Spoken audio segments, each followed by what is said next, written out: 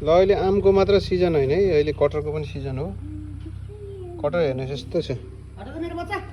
यो कटहर अब खानुपर्छ है हामी। कटहरलाई अब हामीले खानुपर्छ। ल के खानु भयो नि यो? इभान कटहर खाने हो? खादिन। खाऊ न, खाया? राम्रो हुन्छ हेर न यहाँ। खाऊ त सानो। मन लाग्दैन। त्यो जाऊ त बाबासँग। तिमीलाई आम मात्र मिठो लाग्छ होला है? हो। आम हातमा समात्छु। ल पनि खानुपर्छ। फोटो खिच्छ। ल खै।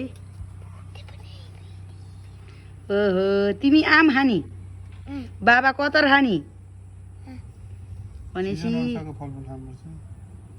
ठिक छ नि छोरो। कटहरको सिजन हो। कटहरको सिजनमा कटहर पनि कति गुलियो रहेछ। कसको घरको कटहर हो नि यो? हाम्रो सिरै ढकालले ल्यायो। मिठो छ? मम्मीलाई काट्दिनु न। पखाल सारी त्यतिकै नखाऊ छोरू। दामी रहेछ ल। यसो दाना पनि भुटेर खानुपर्छ।